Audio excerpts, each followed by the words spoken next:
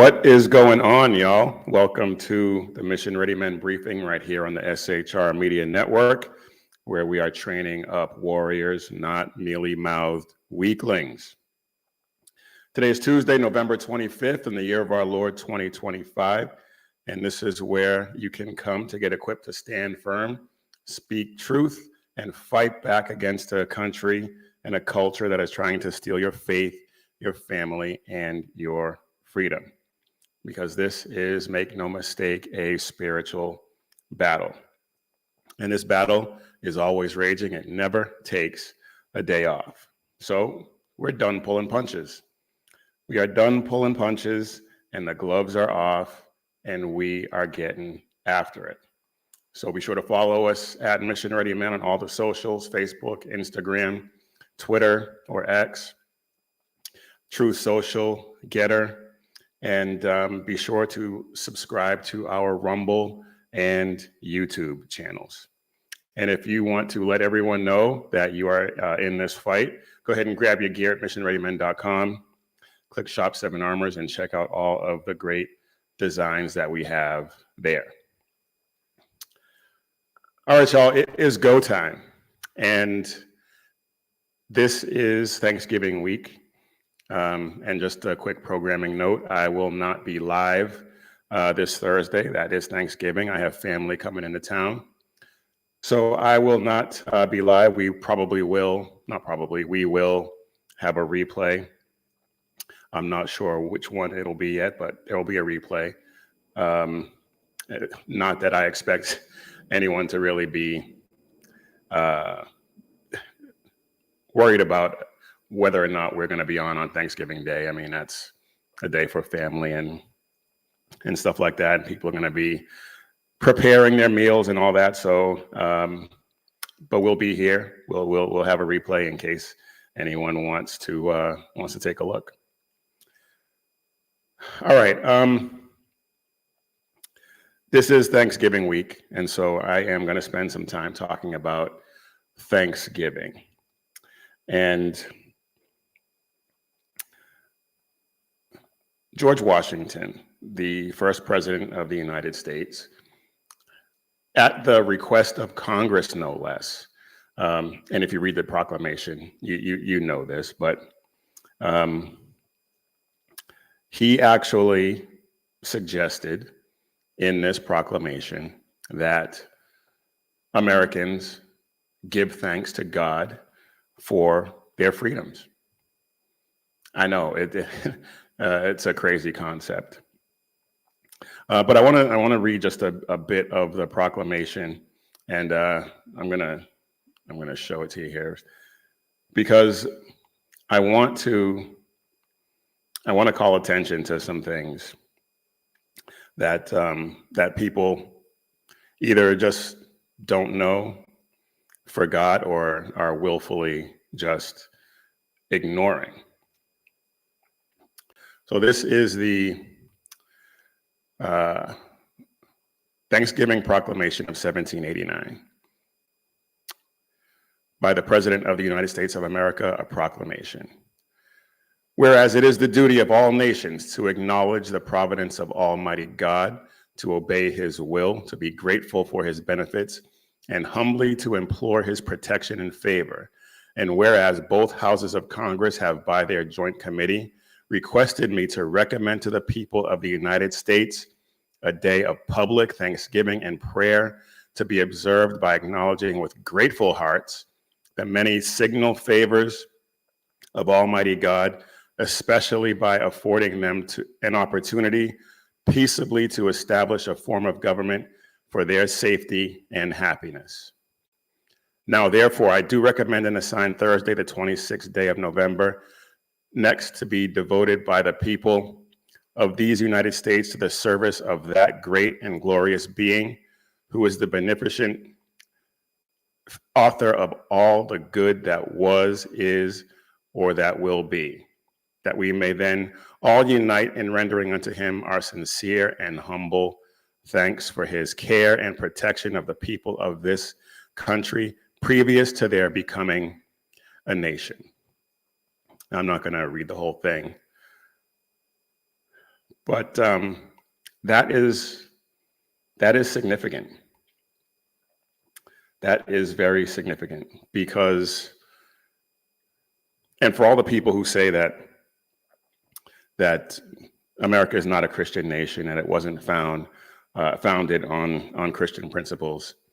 I mean, all you have to do is look at any of the founding documents, read this proclamation, and it's obvious that the founders knew and understood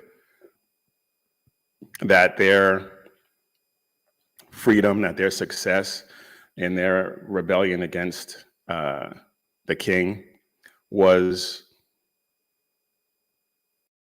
guided by, was providentially motivated and given its success by God. Now, you look at America today, and gratitude is treated like a microaggression, if not a hate crime, honestly. Washington wanted us to be thankful for all that we had, and TikTok says be offended because reasons. And guess which one built this country, and guess which one is, whether intentionally or not, I think so, tearing it down. But one thing that strikes me about this is that Congress actually agreed at one time on anything, but they agreed that we needed to give thanks to God for this.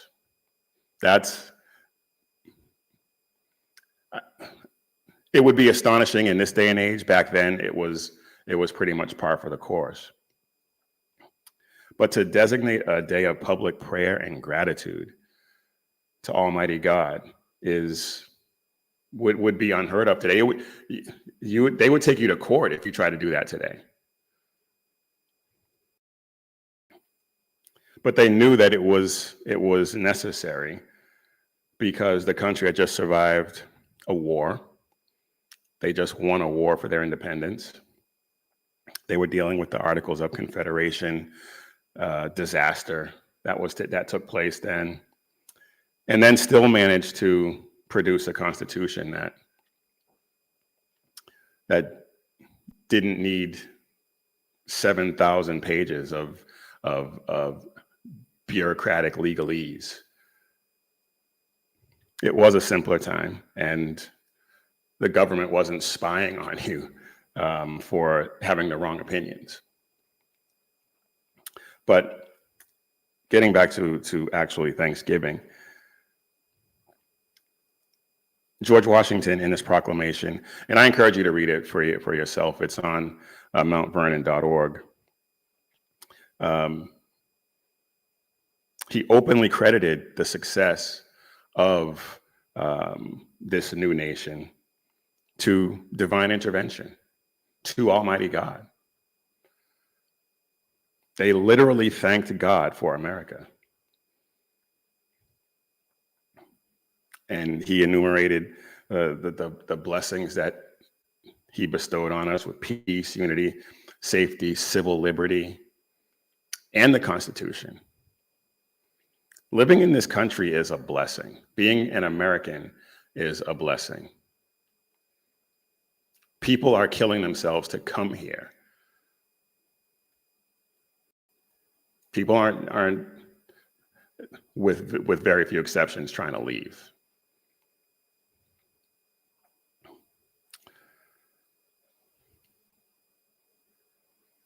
And he also said in this proclamation that we should not only thank God, but repent for national and personal sins. Again, something that would be absolutely unheard of today. Unheard of. And if some national leader did articulate those sentiments, the backlash would be swift and severe. You know it, and I know it. And the mocking that would come from that would just be off the charts. He actually thought that we should seek forgiveness instead of demanding apologies for perceived grievances.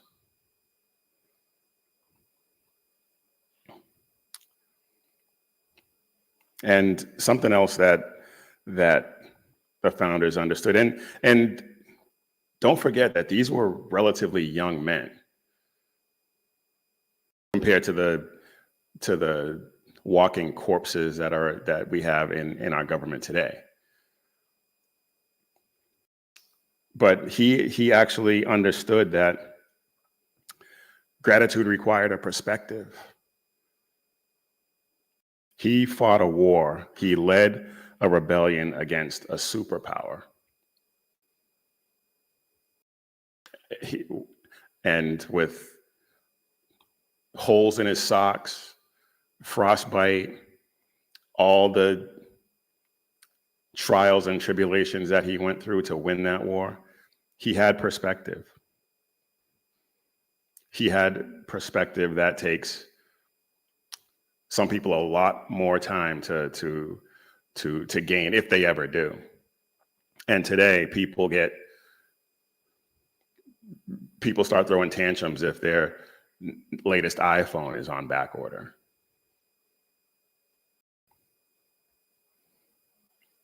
And he also didn't think that this country owed him anything.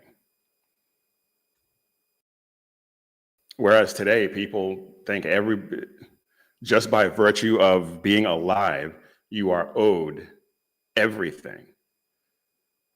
And it doesn't work that way. Today, too many people treat the government like a vending machine where you can just get whatever rights you want without any responsibilities whatsoever, without any giving back anything. He knew that this republic was fragile, and today's political class thinks it's indestructible, that it can survive anything just because reasons, because they're smarter than everyone else who came before them, that they can make it work regardless of how destructive their policies are. But it doesn't work that way. And George Washington, hey, Canada Heavy Hall, thanks for being here.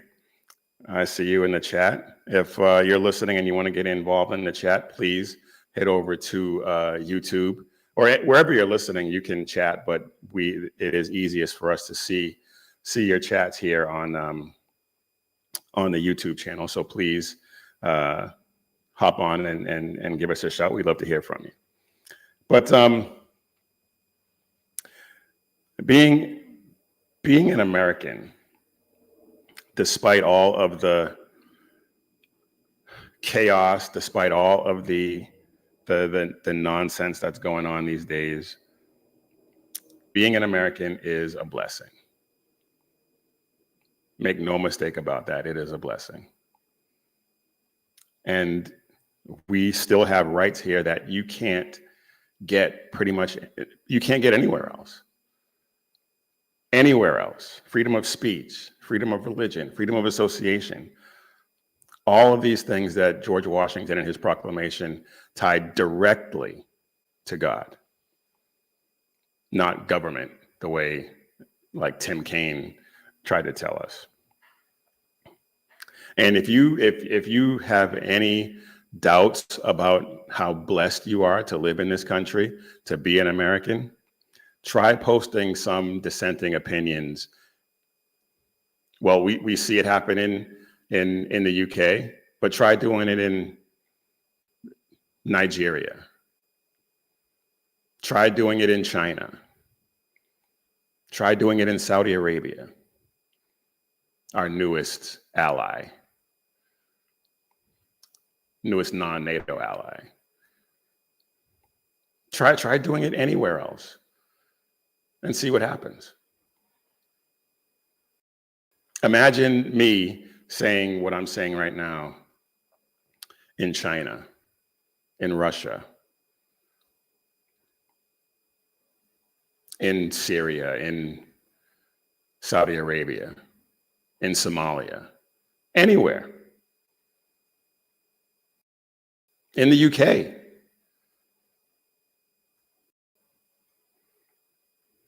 I mean, the list just goes on.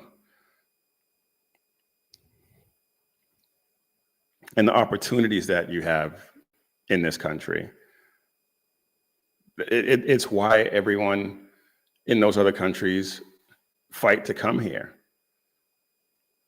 legally and illegally.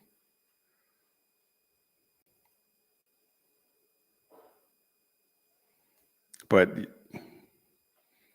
and there are some Americans who have moved to other countries and are finding out they are in the FO part of the program. They're finding out that it was not as good as they thought it was going to be. The grass was not greener. There are stories of people who have moved to Africa, who have moved to other countries. And they now realize how good they have it, and they're trying to get back.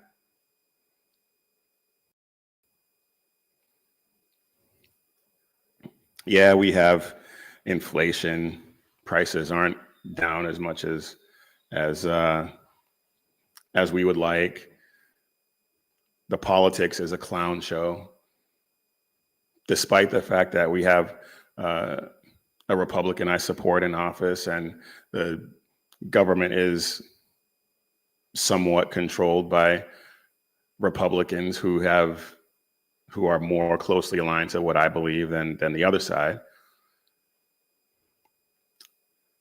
But try, and I just talked about people who have, try living under regimes where they don't have elections, or elections are window dressing, a formality, a foregone conclusion.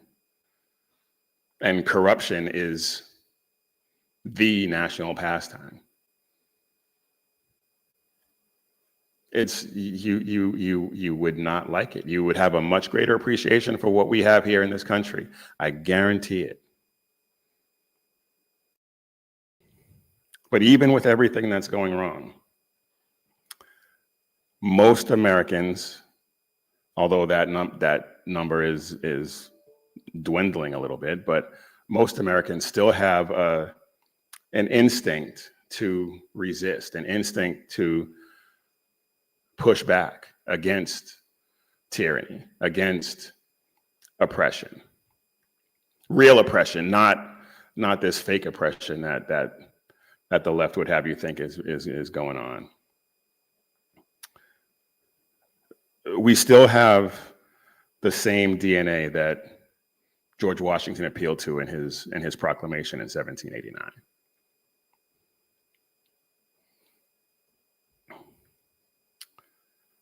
If you express gratitude for being in this country, like I am, there are a lot of people, despite the fact that most Americans still understand this, but there are a lot of people who look at you like you just committed a hate crime if you say something like that.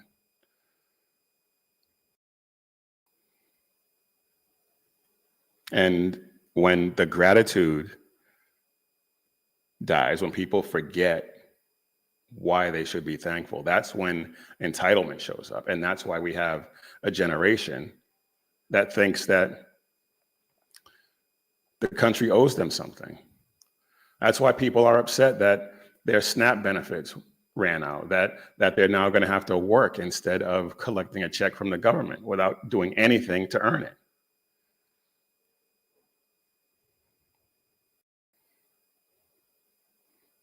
And when enough people get entitled,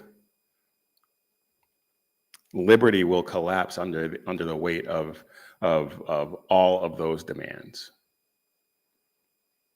And then where will we be?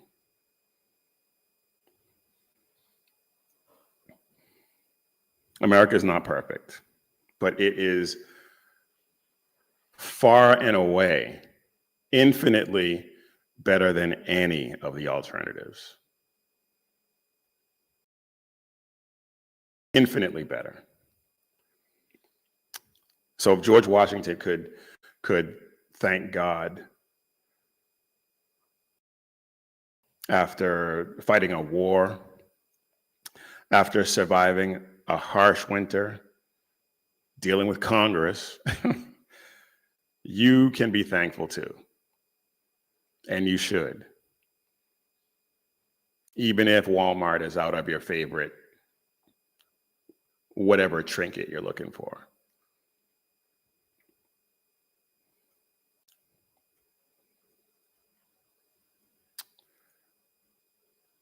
Gratitude is what will keep this country strong when everything else around us seems to be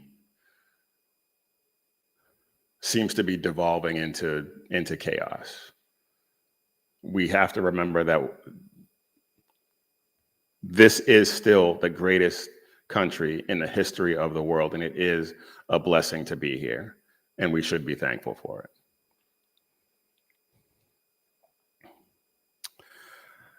All right, y'all. I want to move on. There's a few other things I want to get to, and this may not be as long a show as we normally do or we have been doing. We got a lot of stuff to do in preparation for Thursday, so we'll see if we can motor through some of this other stuff.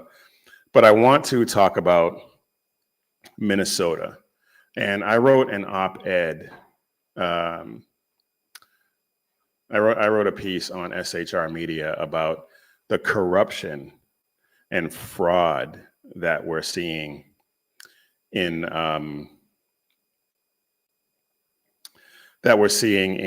Minnesota taking place right now. Minnesota is known as the land of 10,000 lakes, and there are apparently just as many, if not more, ways to cheat taxpayers out of their cash and turn it into luxury cars, overseas trips, and funding terror groups. The scandals are piling up. And then on top of that, I came across the other day a sheriff who says on TV that he is a sheriff for Somalians first. But we'll get into that.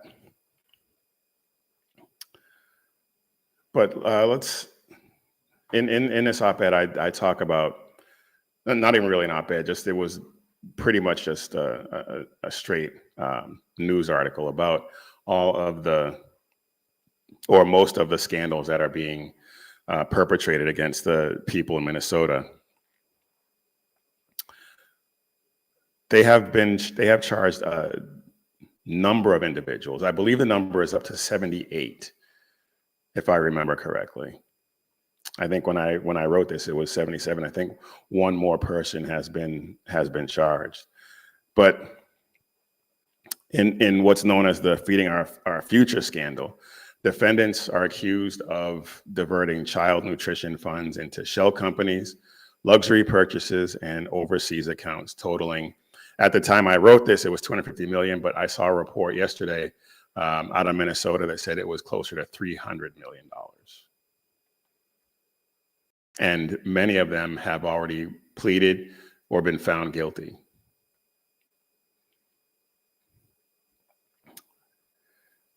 This is insane. I'm sure that there have been more fraud scandals and stuff like that. But this is the worst one I can remember. And I'm sure, like I said, I'm sure there are more. Feel free to point them out to me. But just in recent memory, though, this is crazy.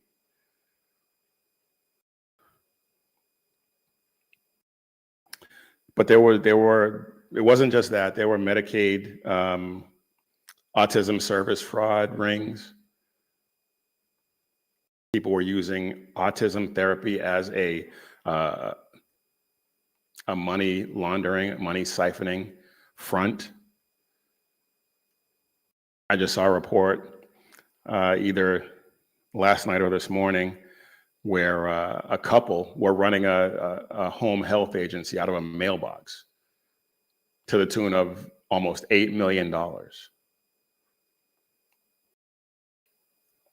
And the Housing Stabilization Service had a projected annual cost of $2.6 million.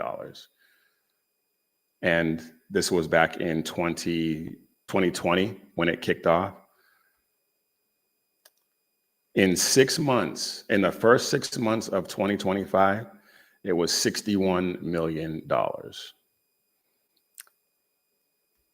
That is, government math underestimated this cost by 2,250%. Wow. Just how do some of these people like Tim Walz still have a job?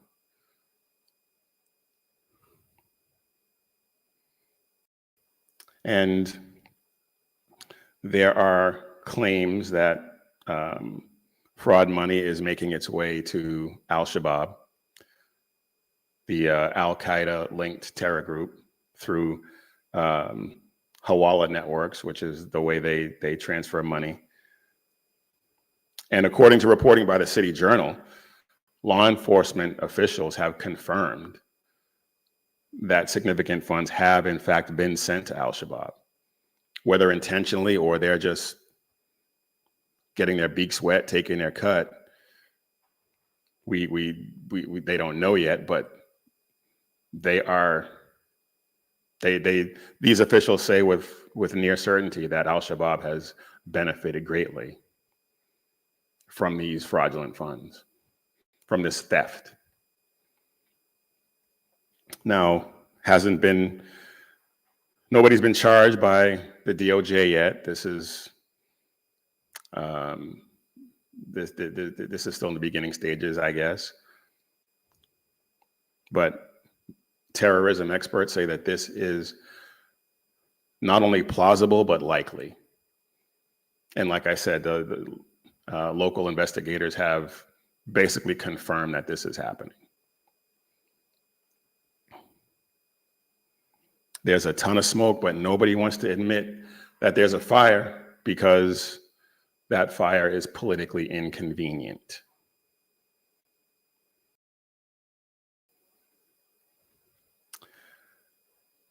And this is Minnesota.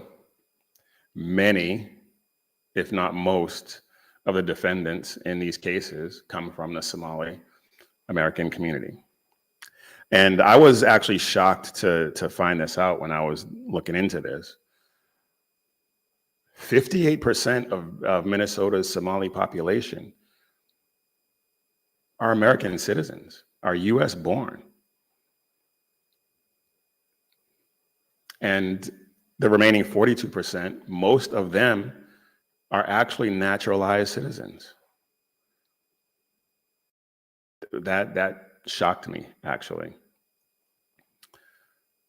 And that's not to say that this is not an immigration problem, because obviously that plays a huge factor in it. But also, there was no oversight. There were no guardrails in place to keep these people in check.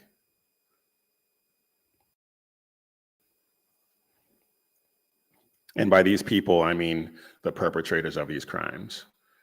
Because this isn't about the ethnicity of the people who committed these crimes. It's about the fact that they were able to do it with near impunity. Minnesota basically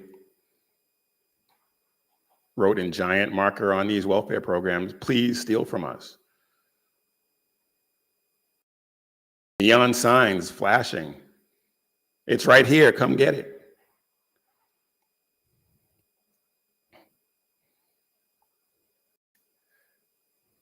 I came across it, but I can't think of it off the top of my head or where I found it. But these systems have exploded, basically, and they've exploded faster than they're able to put safeguards in place to police it.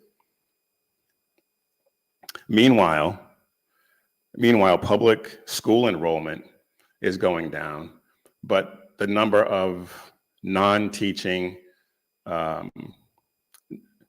positions in school systems has gone up.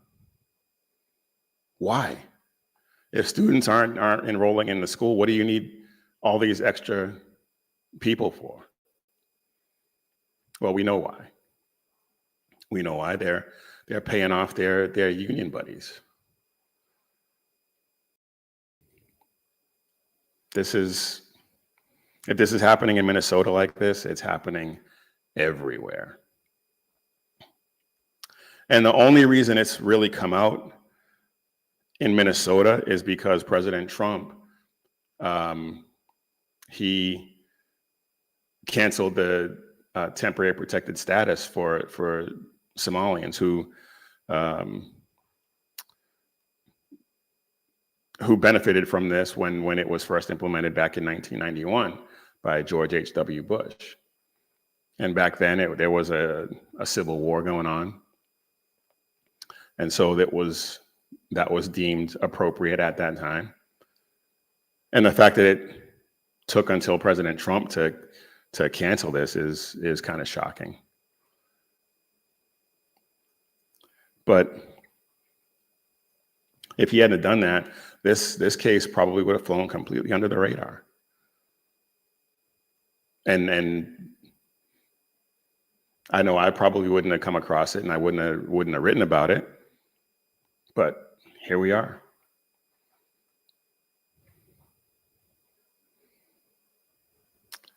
And that brings us to, we're still in Minnesota, but that brings us to the cherry on top of Minnesota's dysfunction Sunday.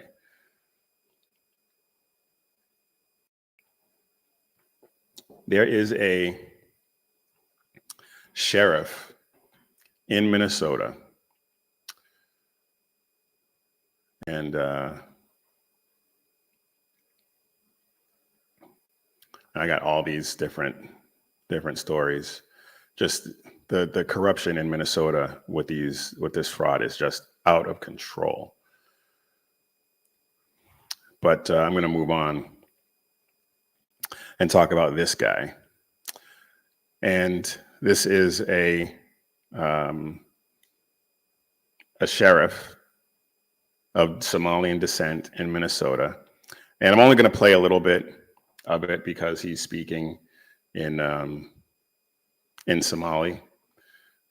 There are subtitles, so you'll be able to if you're watching, you'll be able to read what he's saying. But check this out. markaan haddaan askarnahay Soomaaliyeed ininka ayna shaqeynaa habeenii maalmo ininka ayna taaganahay ma fahanteen. Day and night we stand for you and serve you, speaking of Somalians. Horta sida ogtihiinba wadankan anaga qaxootiyan imaanay askar Soomaaliya ma jirin marka hadda anaga markii nala haygareeyay waxay noqotay inaan dad There were no Somalian police officers, and now that we've been hired, it means we're working for our own people. كنا أشقينا dadkii dhaqankii ma fahmayna luqadii ma fahmayna culture-kii ma fahmayna. So yeah, I'm not going to play that whole thing. That's another 40 seconds of jibber jabber. But he says in that clip that he's serving Somalians first, and he called Americans foreigners in America. And this goes to what I've been on for a while now. They want to take over, and we're letting it happen. We're letting it happen.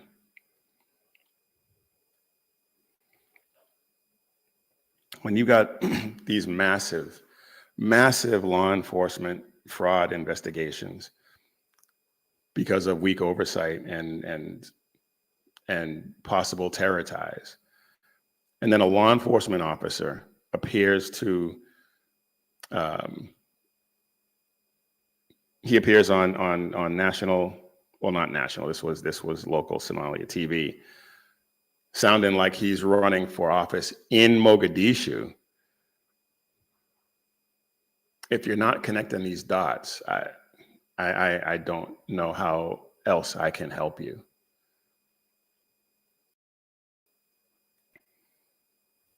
They insist everything is fine in Minnesota. They insist that there's nothing amiss, but the evidence is clear. The evidence is clear. And I know these two stories maybe don't quite seem to go together, but they do, because when Americans see taxpayer money going overseas to fund groups that want to kill us, and the programs that are meant to help Americans are hemorrhaging money at an alarming rate, and there is no oversight, and then a sheriff who says that we don't care about the foreigners in their own country.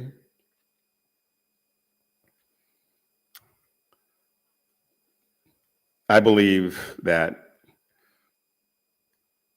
there is a huge trust deficit.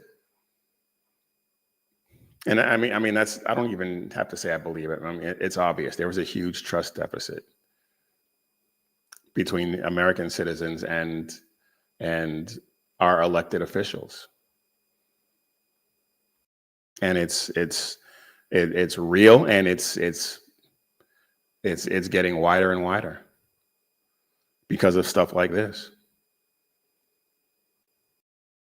Because they're letting stuff like this happen. Because the mayor of Minneapolis was adopted into a Somali tribe, given a Somali name, and is basically cosplaying as a Somalian in order to get that huge voting block.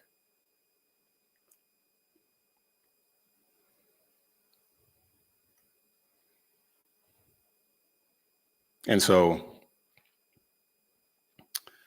when you have that level of corruption with the welfare programs, and then a sheriff explicitly saying he doesn't care about Americans, or a sheriff's deputy, regardless, that is the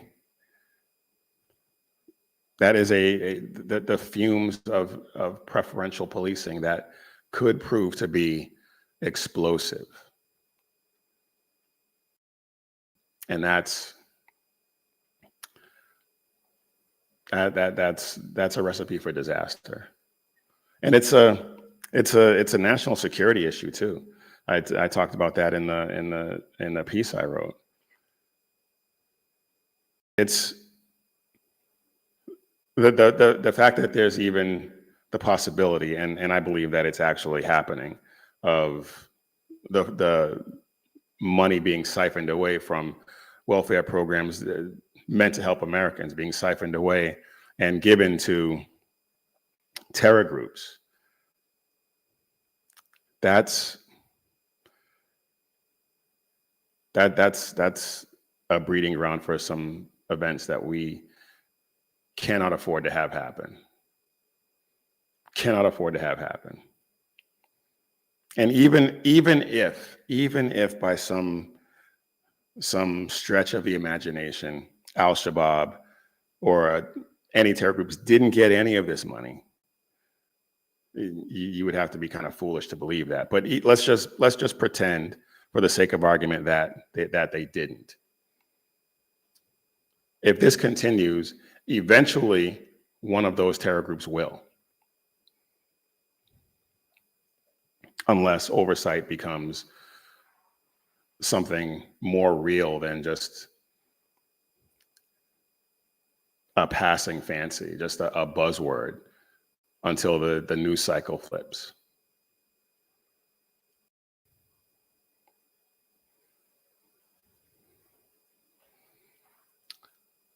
All right, let's move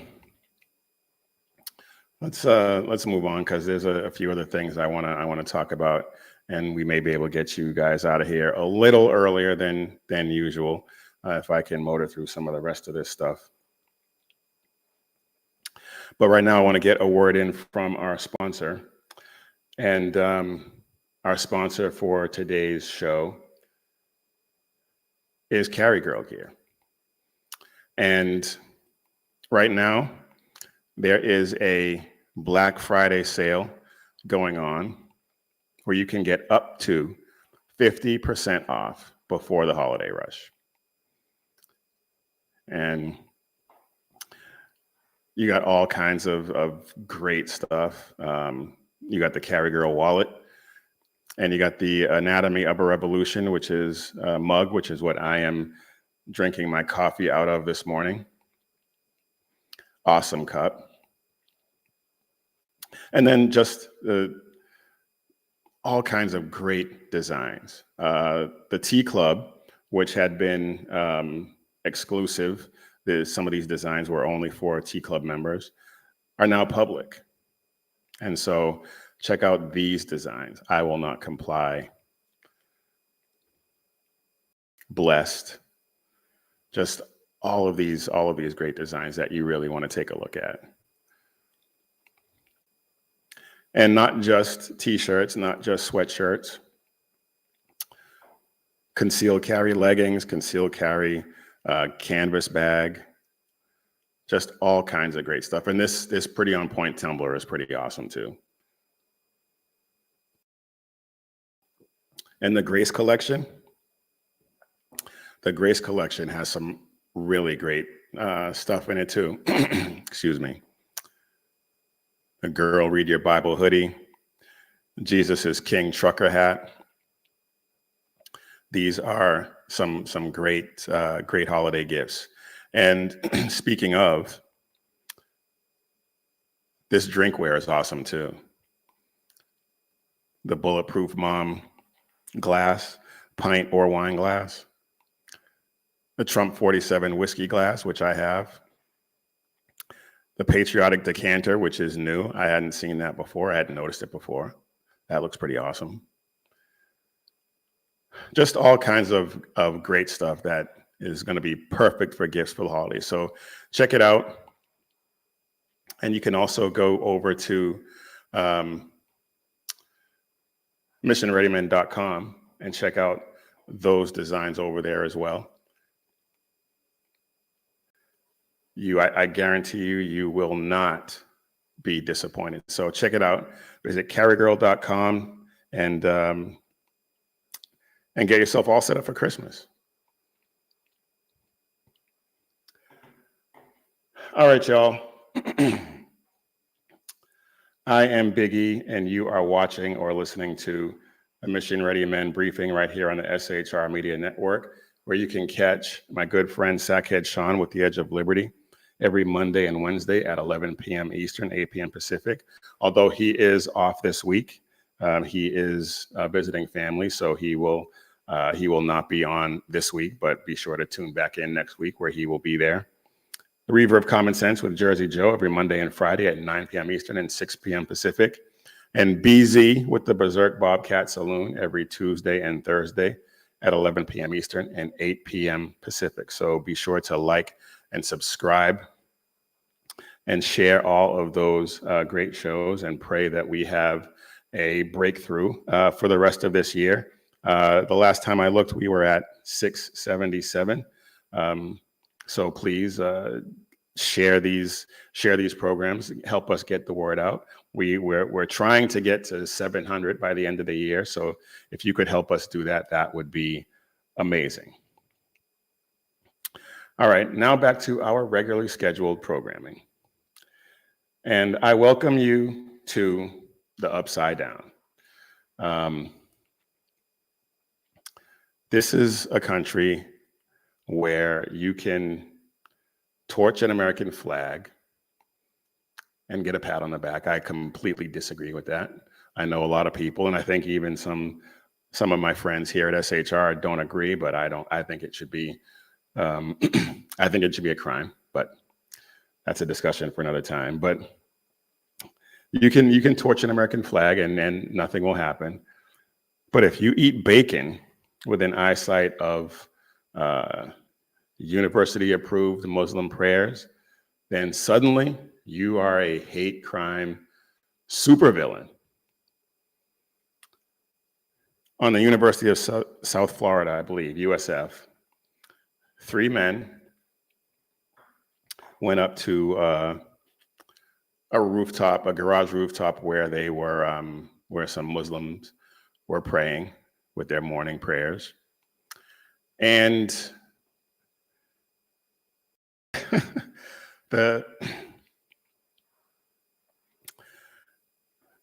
on one level, the incident's kind of funny.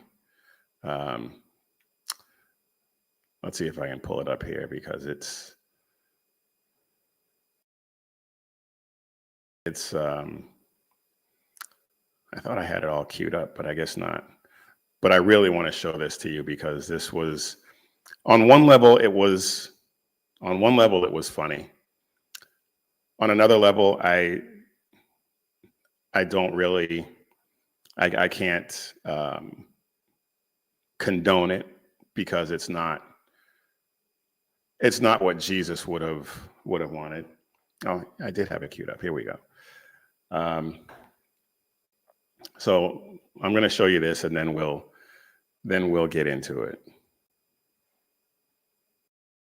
Every tongue shall confess, every knee shall bow that Jesus Christ is Lord, to the glory of God the Father. Jesus is Lord. Jesus is Lord. Bacon. It's really good. Bacon? Bacon? Anybody? I know that's rude. I know that we wouldn't appreciate it if some Muslims came up. And actually, I saw a clip of a Muslim walking into a church and putting down his prayer rug and doing morning prayers, or doing prayers at some time of day in a Catholic church. And so we wouldn't appreciate that. And as much as I cannot stand the Islamic cult, this was not how Jesus would have handled it. And so I can't say I condone it. I do, and I'll have to repent for this myself, I guess, but I do still think it was quite hilarious. But the response to this is something that just doesn't make any sense to me. So you got these guys who show up and say Jesus is Lord, which is true, and start eating bacon in front of these Muslims and tell them how good it is, which is also true. Yeah, it was obnoxious. Yeah, it wasn't something that Jesus would approve of. But the campus police at USF said that it was disturbing a religious assembly with a hate crime enhancement. And now what should have been a slap on the wrist if even worthy of an arrest, honestly. But misdemeanor at best. A summons. I wouldn't even have arrested them. But now, because of the disturbing religious assembly and a hate crime enhancement, it is now a third-degree felony. These guys, if they're convicted, will not be able to exercise their Second Amendment rights as a result of this.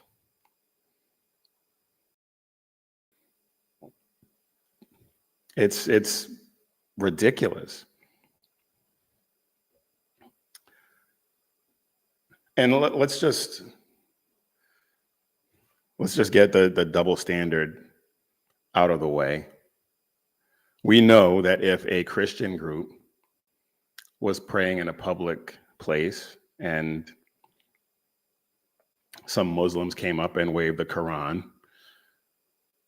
and we know that if Muslims came up to a group of Christians praying, that there would be more than just waving something offensive. I think we all understand that.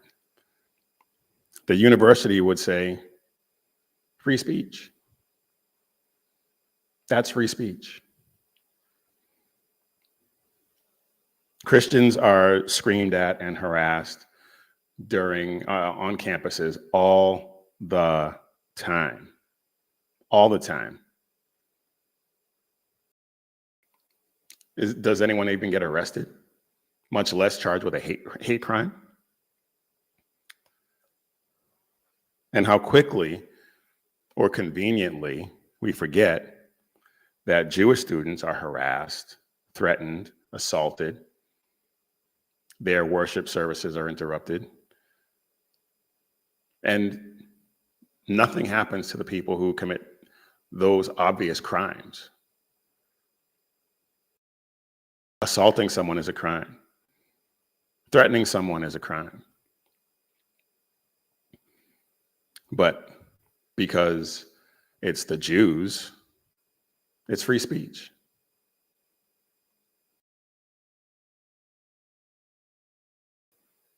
Pastors have been heckled and mocked and even chased.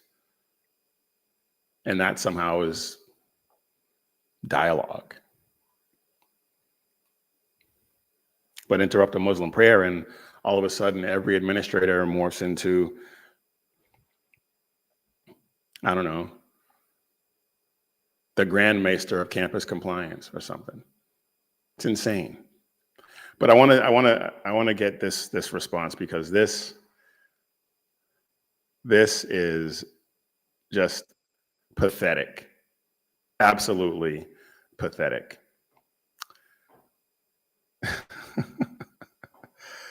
Oh man, check this out. After the prayer ended, we look up to see them taunting us in our faces with bacon.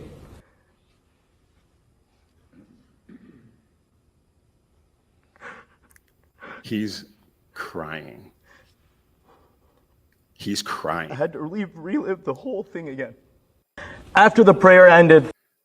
Are you kidding me?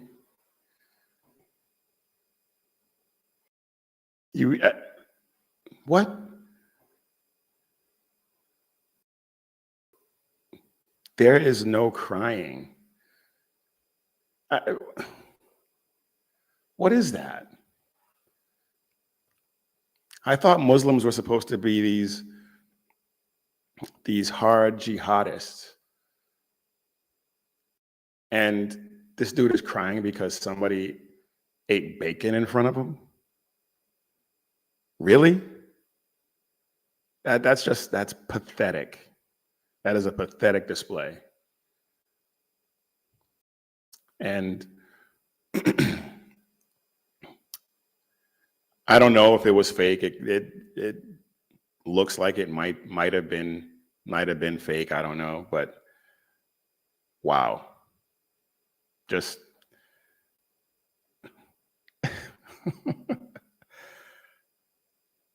I don't know what else to say to that. Dude's crying because somebody ate bacon. Now, As Christians, we believe that religious liberty applies to everyone. For people with whom we disagree, yes. Muslims are free in this country, unfortunately, but they are, to worship and practice their religion. These dudes, it was obnoxious to do what they did. I get it. But did it rise to the level of criminal behavior? Felony criminal behavior at that? No, not even close. But that's how you turn religious liberty into one-directional privilege. Because it would not surprise me in the least if this guy or people that he knows were involved in harassing Christians and Jews during their time of worship, or just in general. Now, I'm not accusing him, I don't know, but I mean, there's a strong likelihood that if he wasn't, he knows somebody who was.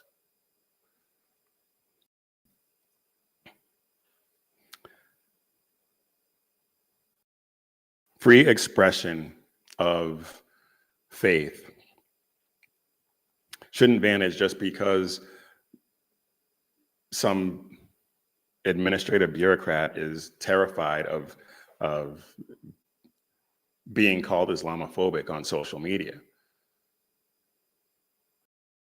That's the only explanation I can come up with for this. If there's another one, please let me know, but I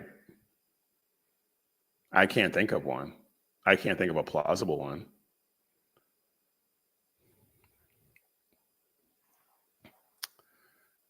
These universities, they love, just like, I mean, they're run by leftists. They love power. They love power, and they pick winners and losers based on political ideology. Islam on campus is a protected class with administrative guardians. And Christianity on campus, we support your right to silently exist, but we prefer you do it off campus. We prefer you do it off site. If you pray facing Mecca on top of a parking garage, you get security. If you pray to Jesus Christ in the quad, well, you get a policy violation.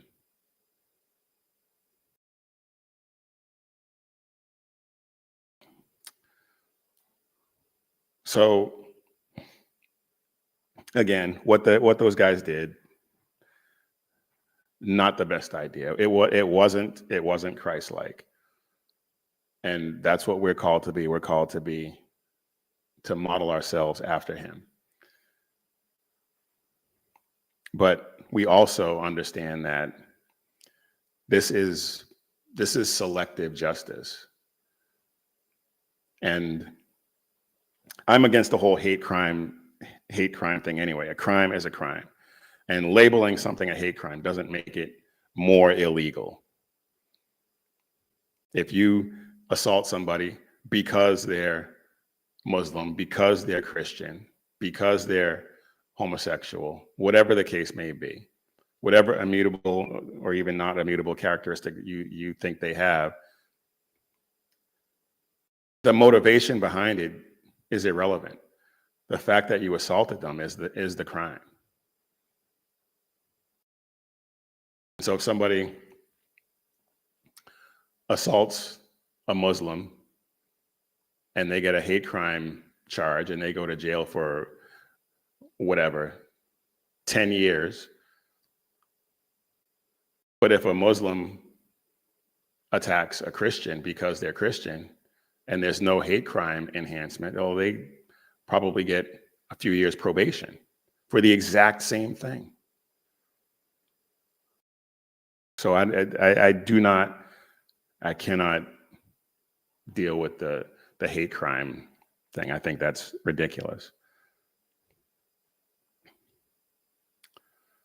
But we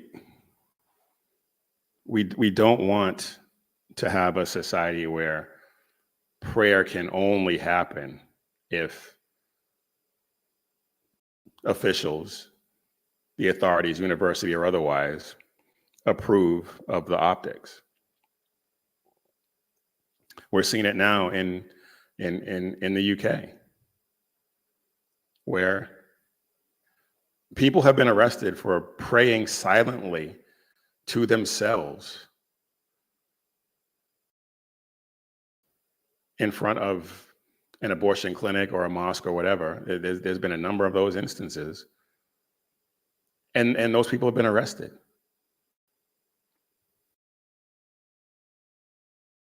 And the way things are going here, there's how much time do you give it before something like that happens here? In places like Dallas, where they have the Meadow going in, formerly known as Epic City, or any of the other places where they have these Muslim enclaves and compounds going up.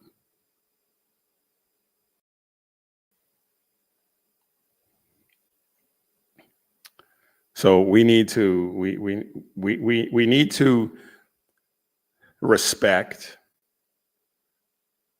on a certain level other people's worship. I do not respect Islam in any way. But as an American who respects the Constitution, I respect a Muslim's right to engage in their worship the way they see fit. I will tell them that I believe they're wrong. I will tell them that I think that their religion is in fact a cult started by a pedophile. And I could go on, but I'll just leave that there. You get the idea. But we also have to demand that free speech be consistent across the board. If you're going to allow one group to engage in their practices unmolested and punish anyone who does interfere, then you have to do it the other way around.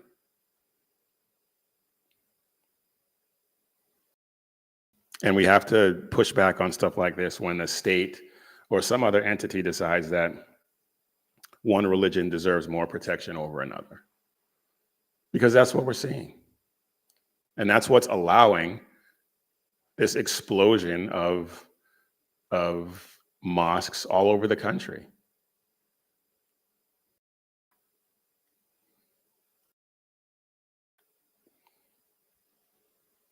Jesus did not call us to be doormats. We are supposed to stand up and proclaim the gospel.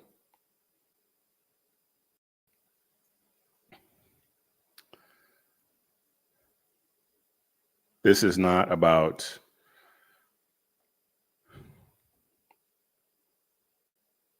this is what we're seeing is a growing hierarchy of protected identities. Somebody that I follow, I can't remember his name off the top of my head, calls it the infinity stones of wokeness.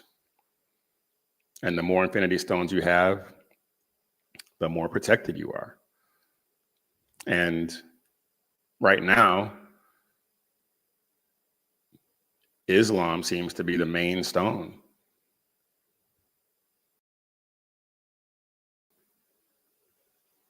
And they're weaponizing these so-called hate crime laws to enforce ideological compliance, to force us to bow down to this cult. And I refuse to do it. They're trying to regulate speech around certain groups while ignoring the harassment perpetrated against others, especially Christians and Jews. Today it's bacon. Tomorrow, it's felony possession of an unapproved opinion.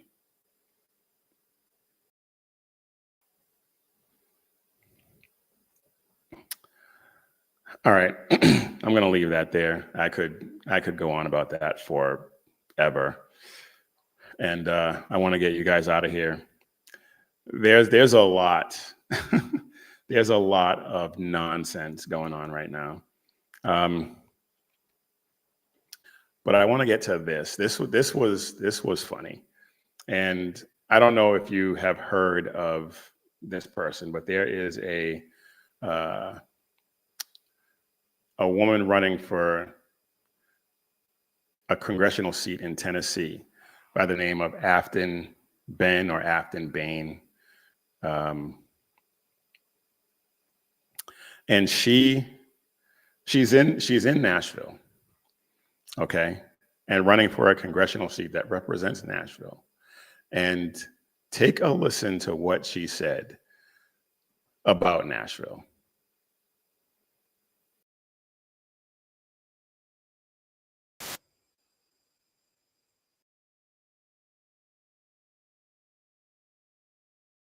Country music. I hate all of the things that make Nashville, apparently, and its city to the rest of the country, but I hate it. Yeah, I'm that girl at the airport that all these bachelorettes are giddy walking out in their two-toned colored Pantone pink shirts, and they walk out and they're like, oh my God, Nashville is so bad. They're so loud.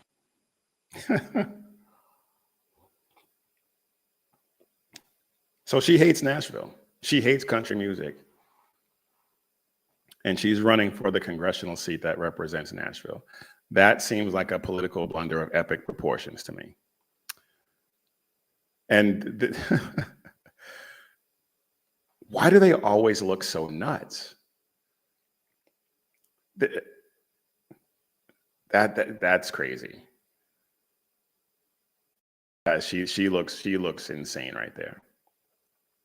But this woman, she also at one point, she's since deleted these tweets, and I came across a video yesterday where she was confronted about it and she refused to answer. But this is one of her tweets that she since deleted. Good morning, especially to the 54% of Americans that believe burning down a police station is justified. And there are a few other tweets of a similar tone that she deleted and she refuses to acknowledge. She called for defunding the police, but she tried to walk back her comments. And let's see if yeah, that's right here. So,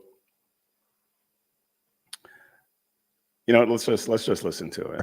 Apparently you said, I hate the city. I hate the Tennessee bachelorettes. I hate pedal taverns. I hate country music. I hate all the things that make Nashville. I hate it. Now in the audio, to me, the bachelorette part is a little bit fair, isn't it? It's so fair. Sure, we won't make you weigh in on that, Afton. But what would you like to say about this clip that's floating around? So I'm going to say something I haven't said, and I think it's funny. I hope my parents don't kill me, but I do not hate country music. I was conceived after a George Strait concert. So I feel personally attacked. I will take things that never happened for 1,000, Alex. I don't believe that for a second. This woman does not deserve to represent Nashville. She doesn't deserve to represent anyone as far as I'm concerned. But how do you live in Nashville, work in Nashville, run for office in Nashville, and say you hate country music? You hate everything that makes Nashville, Nashville, really?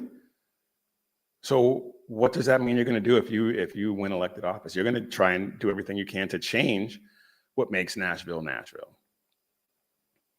And if people vote for that, well, you get what you deserve. But I suspect that she will lose in Nashville.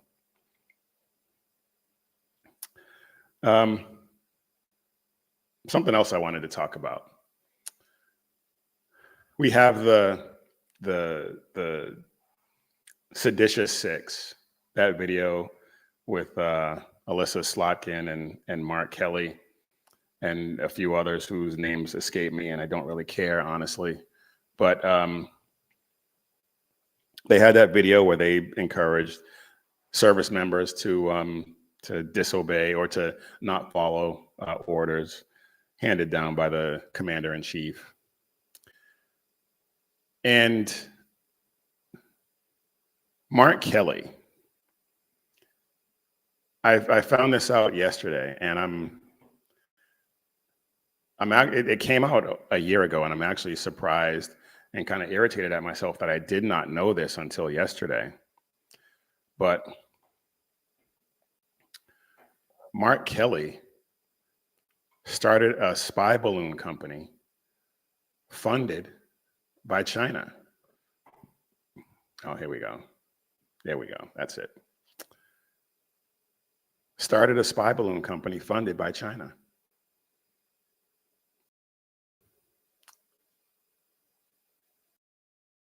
He is, and this story came out during the campaign. He was on the list of potential candidates for Harris's running mate.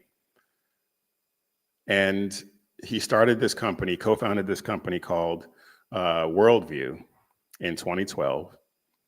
And it was supposed to be focused on space tourism with balloons. Not sure how that was supposed to work, but whatever.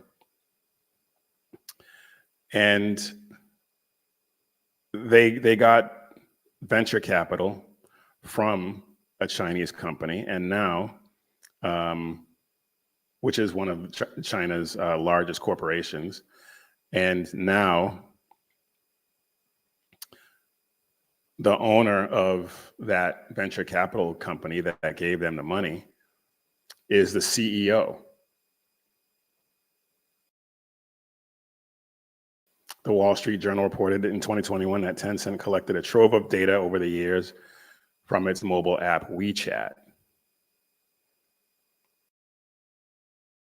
And WeChat is a surveillance tool for the Chinese government, a lot like TikTok. And so the CEO of Tencent, which is the venture capital company that funded Mark Kelly's company, they no longer have these ties, but they did. And all I can say to that is this guy, between that and he didn't see anything wrong with taking his money from the CCP back then. Between that and this video, which there's something else I want to get to, but this guy's a traitor. This guy is a traitor, plain and simple. And as such, Pete Hegseth had some choice words for Mr. Kelly. Mark Kelly put out a tweet where he touted his service record and all the deployments he went on and all that. And he posted a picture of his uniform with all his ribbons displayed. And I wouldn't have known this. And I'm not sure that a lot of people outside of the Navy would have known this. But this is the picture he posted accompanying that post. And it looks fine, whatever. Not quite straight based on this picture, but Pete Hegseth, Secretary of War, after this Kelly's diatribe, says, "So Captain Kelly, not only did your sedition video intentionally undercut good order and discipline, but you can't even display your uniform correctly. Your medals are out of order and rows reversed. When, if you are recalled to active duty, it'll start with a uniform inspection." Oh, that is awesome. I love it. And I believe he has been called to active duty. That was reporting I heard. I haven't delved into it too much to know for sure, but I believe he has been called to active duty to answer for his seditious video. And so we'll stay tuned for that. I can't wait to see how that plays out. I'm not going to get into the James Comey, Letitia James case being dismissed. That reporting is everywhere, and it looks like James Comey is going to get away because even though they can refile, the statute of limitations has run out. So it looks like he's gonna skate. Letitia James, we'll see. We'll see if they want to refile there. The optics may make it problematic. I don't know. We'll see. But I want to get to this one last thing before we go. And this is something that we've talked about in the past when it happened. And we did a follow-up on it once the charges ended up getting dropped for stupid reasons. But Savannah Craven, who is a pro-life activist, she was doing man on the street interviews in New York when she got punched by the woman that she was interviewing. And we talked about that when it happened. And then we talked about how Alvin Bragg in his office dropped the ball, they say unintentionally, but I don't buy that for a second, to where the woman who they arrested and charged with her assault, those charges ended up getting not dismissed, but just dropped because they gave the case to a student lawyer who hadn't passed the bar, and he dropped the ball. And I believe that was done purposefully at the direction of Alvin Bragg, Twinkies. And I say that, well, let's get into this real quick. So the case was dismissed, but she filed a civil suit against Breonna Rivers, who was her attacker. And unfortunately, she doesn't name Bragg or the DA's office in the suit. But she is suing this woman, Breonna Rivers, for the assault and try and hold her accountable, since she's not going to be held criminally accountable, which is just ridiculous. And the reason why I say that it was not, the reason why I say that it was done purposefully is because it wasn't that long ago when Alvin Bragg, let a bodega, he wanted to punish a bodega worker. I've seen some reports where he owned the bodega, some where he was just a clerk there, but he wanted to punish a bodega worker for killing his attacker in self-defense. And it was on video. I don't have it queued up. It was on video. The guy came behind the counter, pushed him, and then started attacking him, and the bodega worker stabbed him.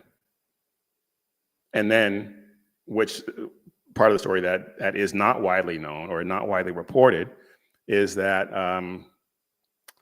the guy's girlfriend, who he was there with, also started stabbing the bodega worker. And Alvin Bragg initially charged him with murder. And it wasn't until the story got national attention and there was a huge outcry that he let him go. But he was in Rikers Island for about 10 days. He was going to charge someone for killing their attacker in self-defense. And he was not going to charge, he didn't charge someone who on video also attacking someone because of reasons. That student lawyer should have been able to easily win this case. It was obvious. It was on camera. Savannah Craven did nothing to provoke that attack other than make this woman look stupid. And it wasn't like she was even trying very hard. I mean, the woman just is, obviously. Just unreal. All right, y'all. That's all I got for you this time. Happy Thanksgiving. I pray that you all have a wonderful holiday. Spend it with your friends, your family. Make some memories. But in the meantime, I will keep trying to make each episode of this show better than the last one. And if anything that I said hit home for you, please take a second to like and subscribe and share this video with everyone that you know. I'm not just here trying to run my mouth. I'm here to spread the gospel of Jesus Christ and carry the banner of faith, freedom, and hope for future generations. And if you want some cool gear, head over to missionreadymen.com, click Shop 7 Armors, and check out all the great designs we have over there about bold faith, true grit, and unapologetic patriotism. And head over to carrygirl.com too and check out all of those great designs as well. And again, I want to wish all of you a happy Thanksgiving. I will not be here on Thursday. I will see you all again next Tuesday. So that's all we got. As always, when seconds count, the police are only minutes away, but the Lord is right there with you. So keep your prayers going up and your head on a swivel. God bless.